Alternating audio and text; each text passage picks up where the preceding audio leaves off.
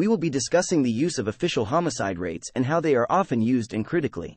While the United States is often claimed to be an outlier in terms of homicide rates, many countries with a similar Human Development Index to several OECD members have homicide rates that are comparable or much higher than the U.S. Additionally, many states in the U.S. have low homicide rates despite high gun ownership rates. However, comparing homicide rates between different countries can be problematic as different countries may employ different methods of collecting data on homicides and processing the data. For instance, in England and Wales, homicide numbers exclude any cases that do not result in conviction, which means that if there is no arrest or prosecution, no murder is counted. In contrast, killings committed in self-defense and unsolved homicides are counted as homicides in the U.S. Thus, the way homicides are counted in different countries makes comparison challenging.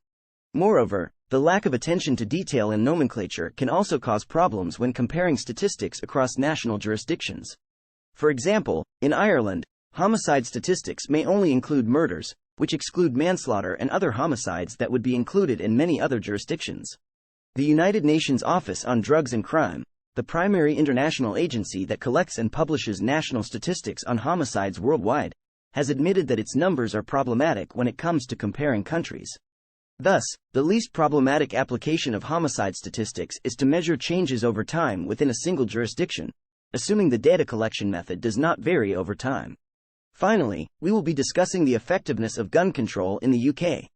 Although the UK has experienced increasingly restrictive gun control since 1920, leading up to an almost total ban on handguns and many shotguns, the homicide rate increased for years after gun confiscation was put into effect. Homicide rates only began to fall again after 2002, and in this, the UK finally began to follow established trends in Australia, the US, and Canada. However, homicide rates in Canada and the US, which are far less restrictive on firearms than the UK, have fallen back to 1960s levels or better. Therefore, it is difficult to say whether gun control is an effective way to reduce homicide rates. Subscribe Libertarian Facts.